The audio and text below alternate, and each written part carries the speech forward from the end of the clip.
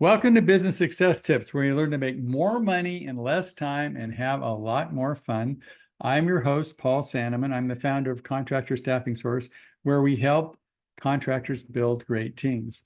I have as my guest Josh Crouch from Relentless Digital. So, Great job. You didn't screw it up. I didn't screw it up. I feel good already. I said your name right. So, why should people listen to you? What makes you special? Well, I'm the expert. Okay, well, define expert, you know. I'm The expert simply knows more than you do. Yeah, I'm teasing. So I'll give a little background on myself. So I actually come from the HVAC industry. I worked at 3 different contracting companies over 9 years. I also had a stint for about a year as a territory sales manager at an HVAC distributor in Wisconsin.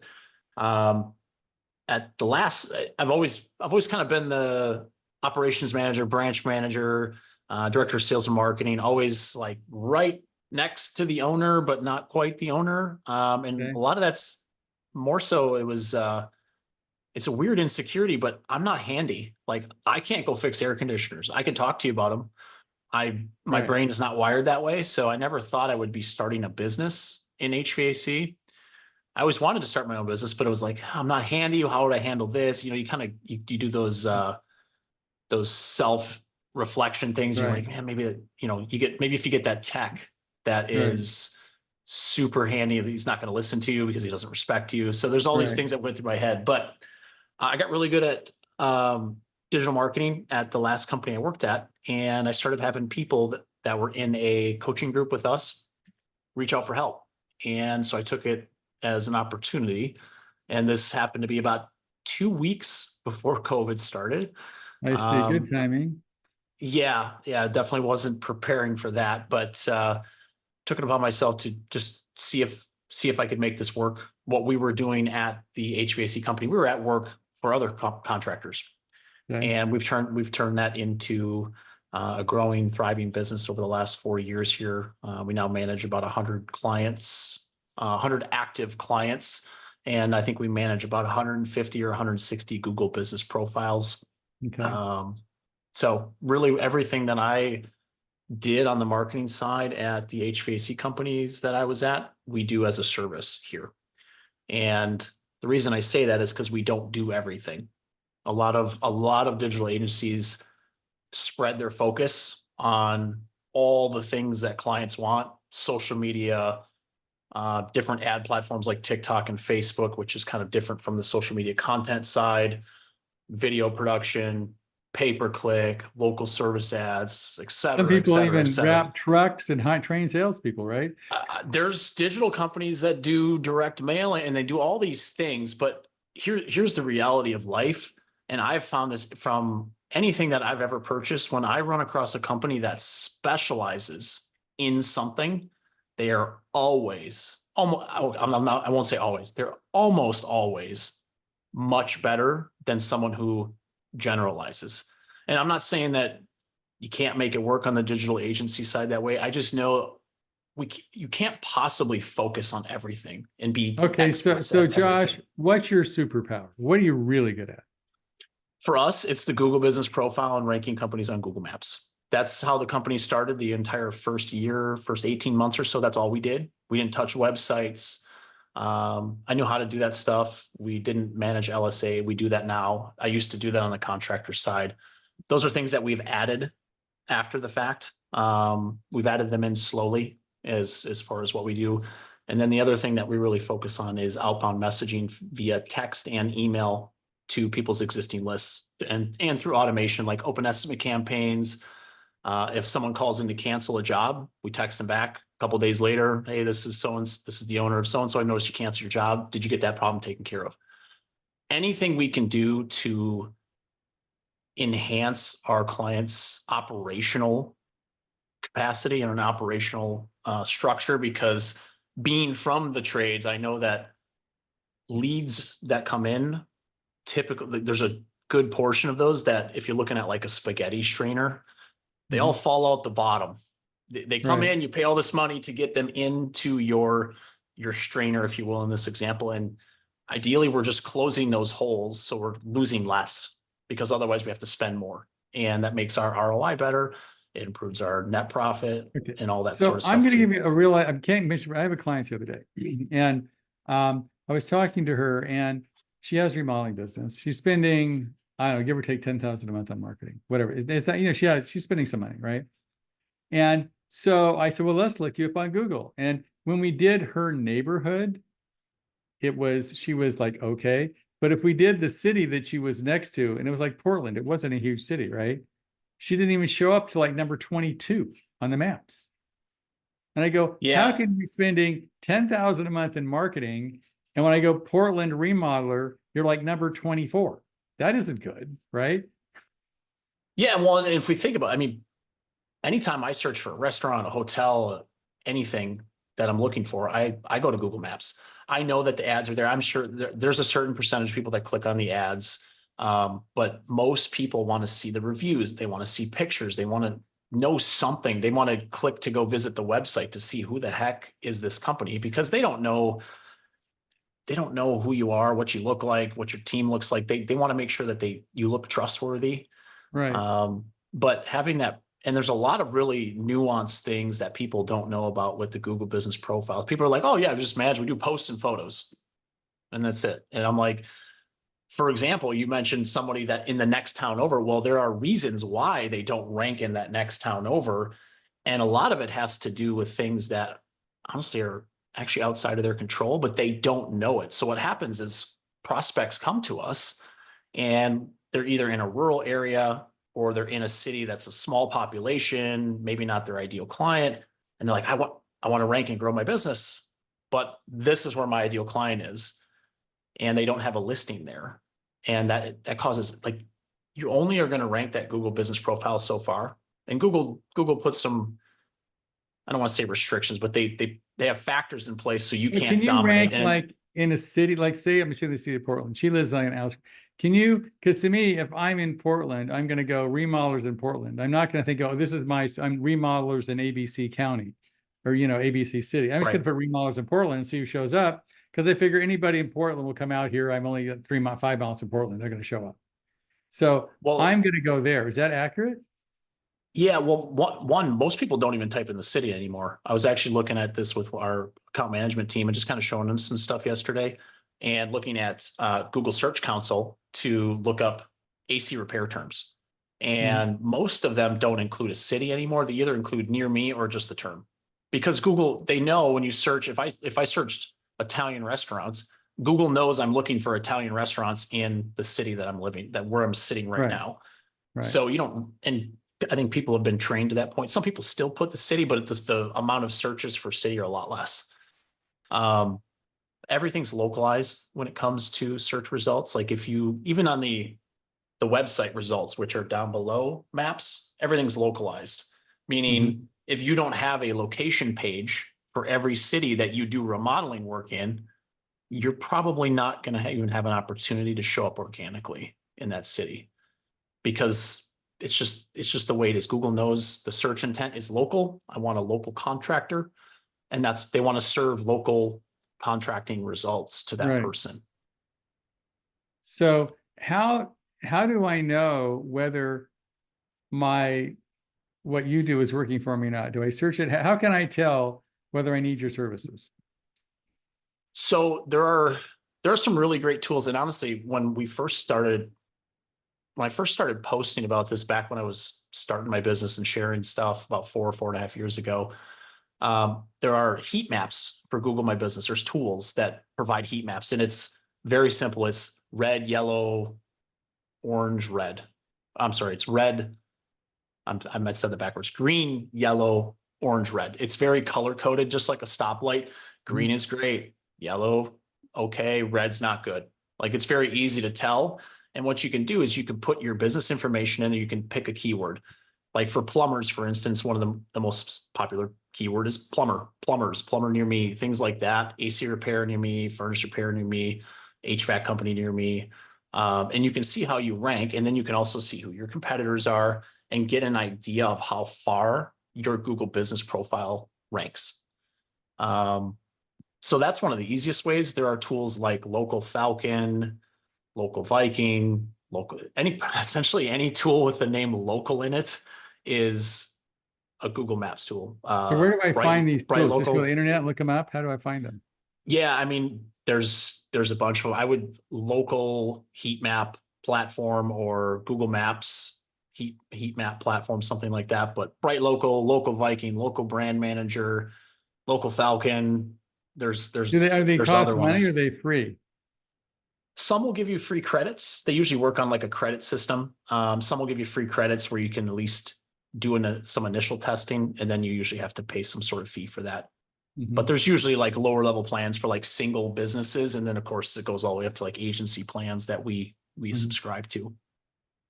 Okay. So that's how I'm going to know whether I'm doing a good job on my digital marketing or not, whether I show up on. That's the first, I mean, that's the lowest hanging fruit for me, because most of that page one traffic when someone's searching for a local contractor that's the majority of where they're going to go is Google Maps. So Google Maps is by far the lowest hanging fruit. And honestly, in my experience, a lot of agencies don't put a lot of emphasis on it. One, because they've probably been around since before Google Maps was a huge component. So they focus on the website. Well, the website doesn't drive as many leads as it used to because Google keeps pushing it further and further and further down the page.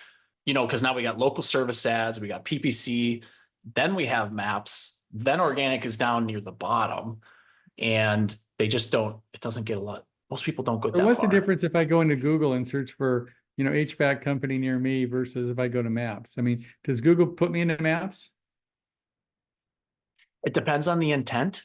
Like if I was searching for cost to replace my water heater, most likely Google knows not necessarily to serve a local, like a local maps section.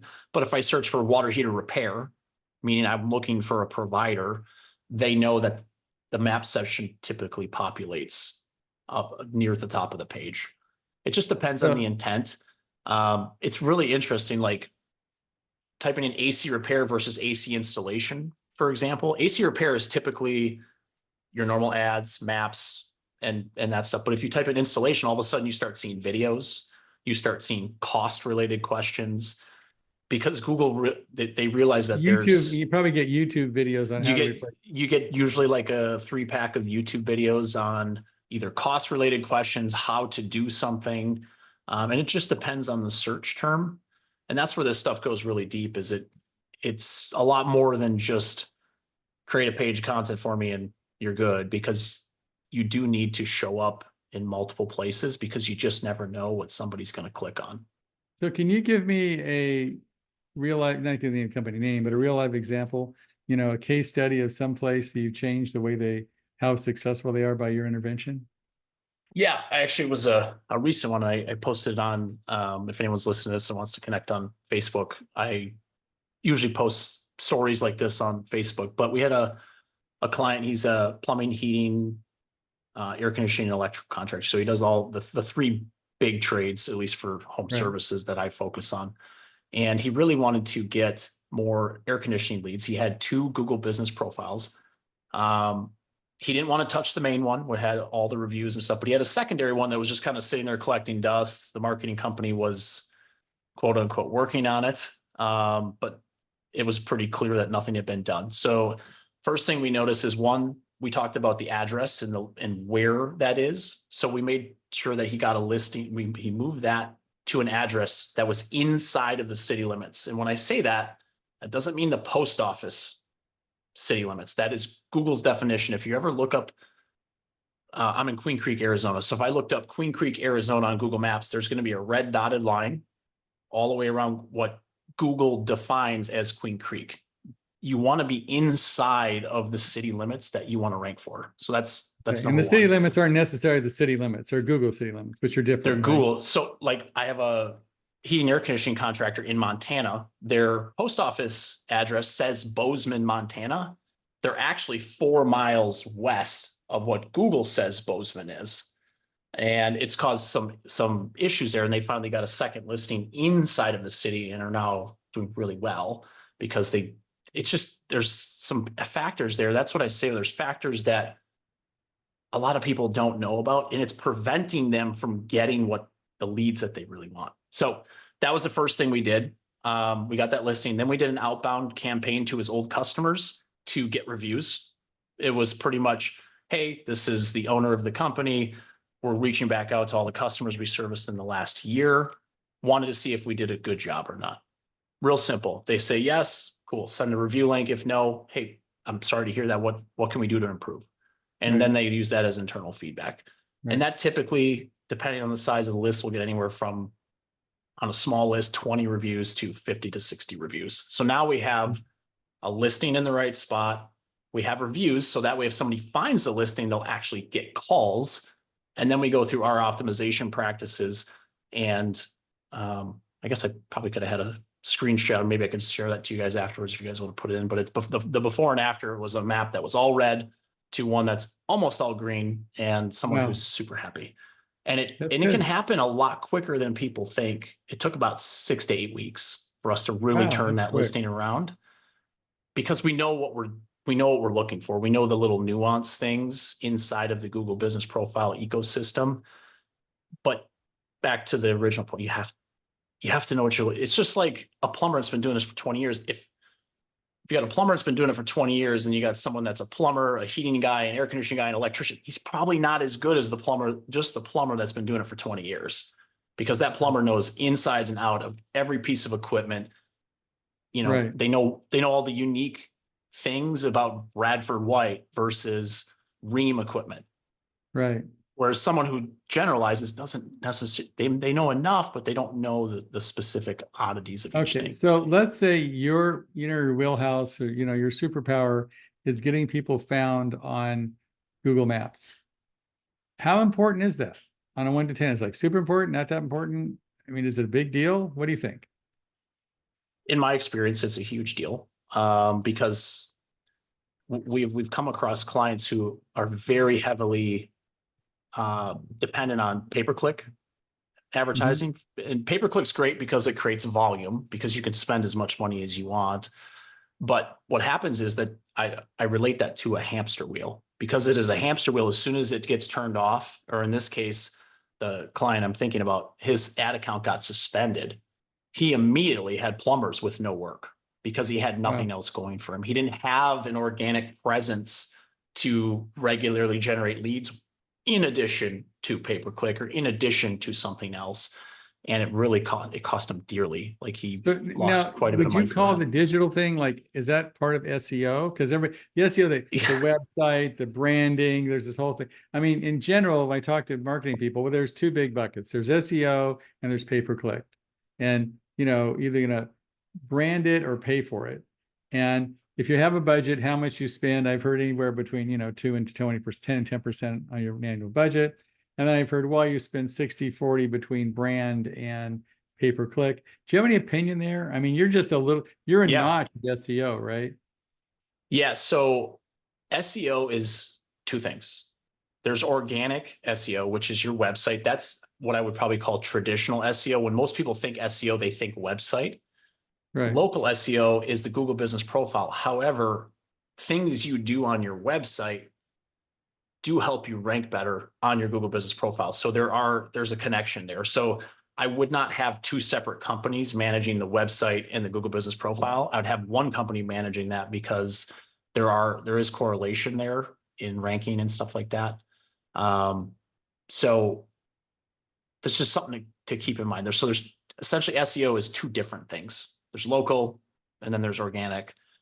And then when it comes to budgeting, we built our programs where essentially based on the revenue size of a company, because we typically tell clients 6 to 8% is a healthy marketing budget, where it's not going to overextend you and it's not going to be too small where you're not going to grow. We don't want SEO and the work that we do to be 6%. We want it to be more like 1.5 to 2. So you have money to spend on pay-per-click. You have money to spend on social media advertising, YouTube, whatever else you want to do, branding, direct mail. If you're spending all of your money in one bucket, you're set up for failure. And that's why, so typically our programs based on revenue, and we try to keep it around 1.5 to 2% of that marketing budget, or expected marketing budget. And you do the website and the Google reviews, that you do both of those? Correct. Yeah, we do a couple other things too. Local service ads management. That's more of a time saver for clients because they don't fill out the dashboard. They don't do some of the stuff that's needed.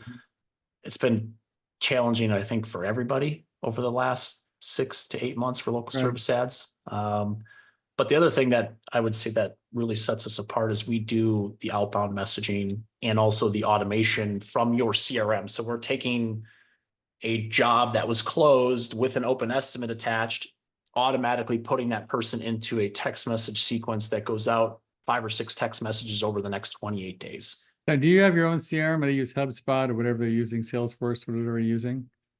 So we've white labeled Go High Level. Okay.